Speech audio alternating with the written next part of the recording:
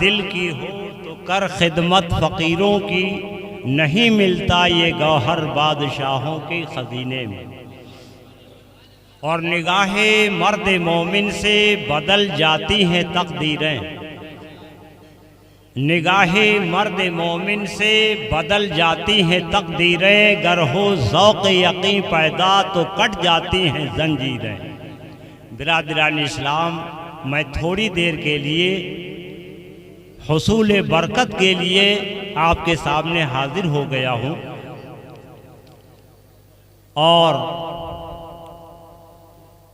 ہمارے جناب شمس الدین بھائی یہ ہمیشہ پروگرام کرتے ہیں حضرت بھولے شہید رحمت اللہ تعالی علیہ کی نسبت سے۔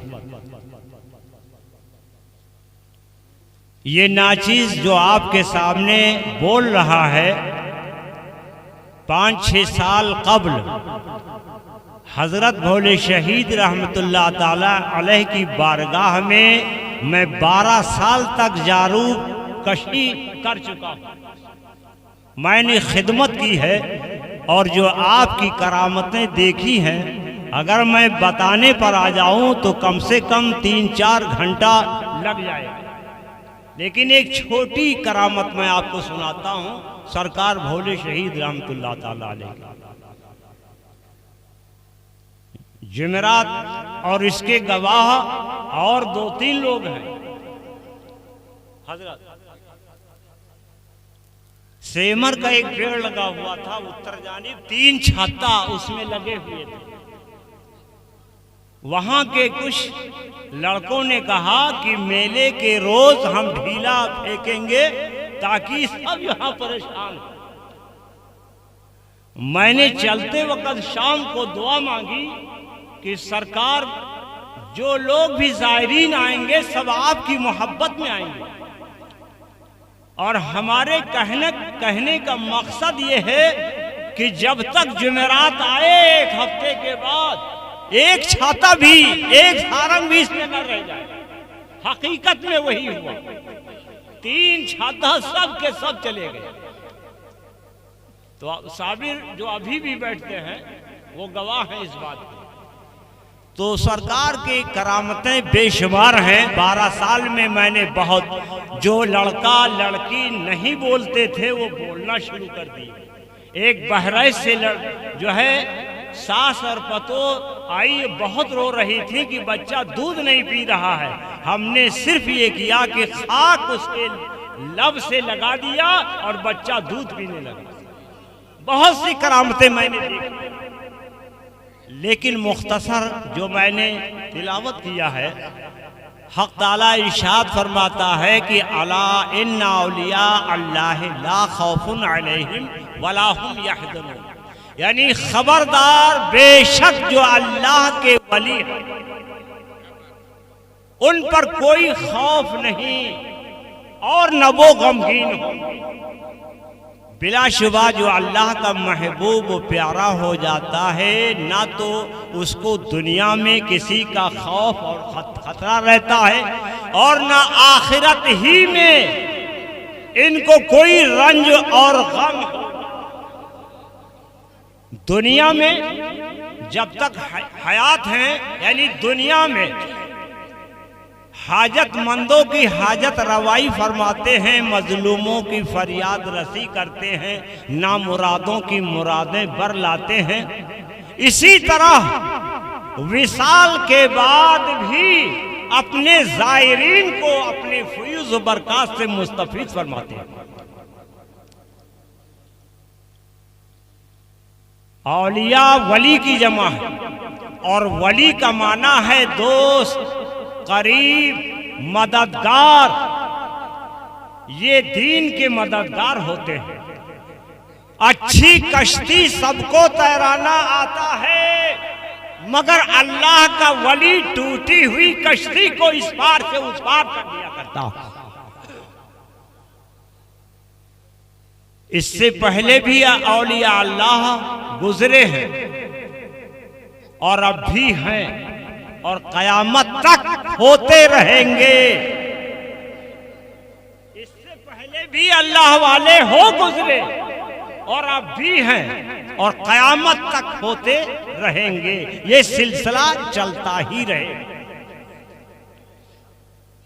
لیکن اللہ والوں کی شان یہ ہے کہ اگر یہ اشارہ کر دے تو سوکھے دریا کو رواں کر دے، اور اگر یہ بہتے ہوئے دھارے پر قدم رکھ دے تو خشکی پیدا ہو کر راستہ دے دے۔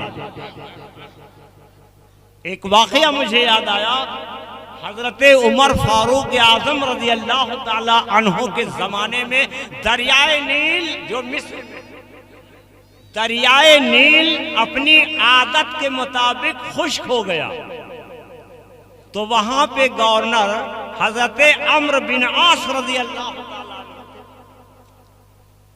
تو وہاں کا یہ دستور تھا، جاہلیت میں وہ لوگ کیا کرتے تھے کہ پانی جاری ہو، ایک کنواری حسین خوبصورت لڑکی کو اس کو نہلا دھلا کے اچھے عمدہ کپڑے پہنا کر زیورات سے آراستہ کر کے دریائے نیل میں ڈالا کرتے تھے، یعنی بھیٹ چڑھاتے تھے تاکہ پانی جاری ہو۔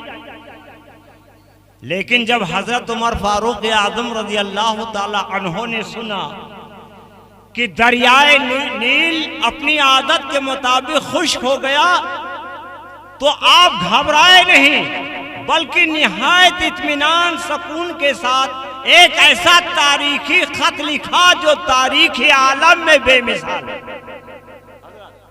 تاریخی عالم میں بے مثال ہے۔ آپ نے ایک پارے کاغذ پر لکھا، حضرت عمر فاروق اعظم رضی اللہ تعالیٰ عنہ نے مدینہ شریف میں، اے دریا اگر تو خود بخود جاری ہوتا ہے تو جاری نہ ہو، اور اگر تجھے اللہ تعالیٰ نے جاری فرمایا ہے تو اسی اللہ واحد قہار سے میں عرض کرتا ہوں کہ تجھ کو جاری فرما دے۔ جب وہ ایک آدمی لے کر کے گیا وہ پارے کاغذ اس رقے کو، تو حضرت عمرو بن عاص رضی اللہ تعالی عنہ جو وہاں کے گورنر تھے، انہوں نے اس پارے کاغذ کو، اس رقہ کو دریائے نیل میں ڈال دیا، تو ایک ہی رات میں کئی گز پانی اوپر آ گیا اور کبھی خشک نہیں ہوا دریائے نیل۔ اور مصر سے بھیٹ چڑھانے کی یہ رسم ہمیشہ کے لیے جو ہے وہ ختم ہو گئی۔ پتہ یہ چلا کہ حضرت عمر فاروق اعظم رضی اللہ تعالیٰ عنہ نے دریائے نیل کے نام یہ خط لکھ کر اپنا عقیدہ ظاہر فرما دیا کہ اللہ تعالیٰ نے مجھ کو بحر اور بر دونوں کی حکومت عطا فرمائی، یعنی خشکی کا بھی اور دریا سمندر کا بھی۔ اللہ تعالیٰ نے مجھے یہ طاقت، یہ قدرت اللہ کی جانب سے ہے کہ بحر و بر پر میری حکومت چلتی ہے۔ آپ نے اپنے عقیدہ کو ظاہر فرما دیا، تو اللہ والوں کی بڑی شان ہوتی ہے۔ حضرت سلیمان علیہ السلام کا دربار لگا ہوا، اور حضرت سلیمان علیہ السلام چاہتے ہیں کہ بلقیس کا تخت میرے دربار میں حاضر ہو جائے، اور بہت بڑا تخت تھا، اور بلقیس جو شہر سبا کی رانی تھی وہ آدھی منزل طے کر چکی تھی، وہ آ رہی تھی حضرت سلیمان علیہ السلام کے پاس، وہ راستے میں تھی۔ تو حضرت سلیمان علیہ السلام نے کہا کہ کون ہے جو بلقیس کے آنے سے قبل اس کا تخت میرے پاس آ جائے؟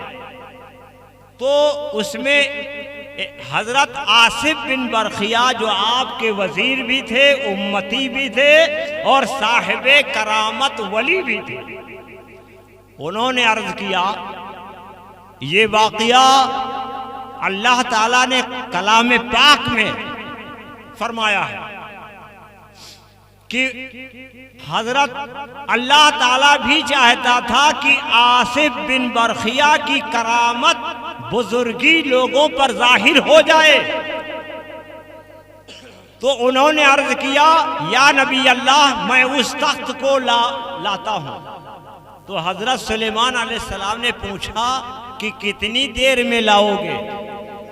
تو انہوں نے عرض کیا قبل ان یرتد الیک طرفک، آپ کی آنکھ جھپکنے سے قبل میں اس تخت کو حاضر کر دوں گا۔ تو حضرت سلیمان علیہ السلام نے فرمایا کہ لاؤ۔ تو حضرت آصف بن برخیہ نے لوگوں نے دیکھا ہاتھ بڑھاتے ہوئے سے 1 سیکنڈ میں تخت جو ہے وہ دربار میں حاضر کر دیا۔ حضرت سلیمان علیہ السلام نے دیکھا کہ تخت سامنے پڑا ہوا ہے، 1 مہینہ جانے میں 1 مہینہ آنے میں ٹائم چاہیے، اور 1 سیکنڈ میں تخت سامنے حاضر ہو گیا۔ یہ اللہ کے ولی کی یہ طاقت دیکھیے۔ تو حضرت سلیمان علیہ السلام نے فرمایا کہ ھذا من فضل ربی، یہ میرے رب کا فضل ہے کہ کیسے کیسے غلام اور امتی اللہ نے مجھ کو عطا فرمایا۔ تو جب ایک غلام کی طاقت کا یہ عالم ہے تو ان کے آقا کی طاقت کا عالم کیا ہوگا؟ جب بنی اسرائیل کے ایک امتی کی قوت کا یہ عالم ہے تو محمدی امتی ولی کی طاقت کا عالم کیا ہوگا؟ تو میرے عزیز دوستو، اللہ تعالیٰ نے ان اللہ والوں کو بہت بڑا درجہ مرتبہ دیا ہے، مگر یہ درجہ، یہ قدرت، یہ مرتبہ کیسے ملا؟ اللہ تعالیٰ خود فرماتا ہے وَالَّذِينَ يَبِيتُونَ لِرَبِّهِمْ سُجَّدًا وَقِيَامًا، وہ لوگ اپنی راتیں گزار دیتے ہیں اپنے رب کے واسطے سجدہ کرتے ہوئے اور قیام کرتے ہوئے۔ ساری رات گزر جاتی ہے، تب اللہ تعالیٰ یہ درجہ، یہ مرتبہ، یہ قوت عطا فرماتا ہے۔ اور ہم اور آپ چاہتے ہیں کہ کوئی ایسا پیر مل جائے جو ایک نگاہ مجھ پر ڈال دے اور مجھ کو قطب بنا دے، مجھ کو ابدال بنا دے۔ نہ نماز پڑھنی پڑے، نہ روزہ رکھنا پڑے، نہ حج کرنا پڑے، نہ چہرے پہ نہ داڑھی رکھنی پڑے، نہ ذکر اذکار کرنا پڑے، نہ نفسانی خواہشات کو کچلنا پڑے، بس کوئی پیر ایسا مل جائے کہ ایک نگاہ سے ہم کو ولی بنا دے۔ میرے عزیز دوستو، بڑی محنت اور مشقت ہے۔ پھر اس کے بعد اللہ تعالیٰ اس بندے کو درجہ عطا فرماتا ہے۔ جب نیک کام کرو گے، اللہ کے حکم کی فرما برداری کرو گے، مولانا روم علیہ الرحمہ فرماتے ہیں یک زمانہ صحبت با اولیاء اور بہتر از 100 سالہ طاعت بیریا، یعنی اللہ والے کی صحبت، ایک لمحہ کی صحبت سینکڑوں برس کی عبادت سے بہتر ہے۔ اللہ والے کی صحبت میں ایک لمحہ گزار دینا، اس لیے کہ آپ 200 برس آپ نماز پڑھیے، روزہ رکھیے، حج ادا کیجئے، مگر اس مقام تک نہیں پہنچ سکتے ہو جہاں اللہ کا ولی ایک نگاہ توجہ ڈال دے اور جس درجے پر پہنچا دے تو سینکڑوں برس کی عبادت ایک طرف، ایک اللہ والے کی نگاہ ایک طرف۔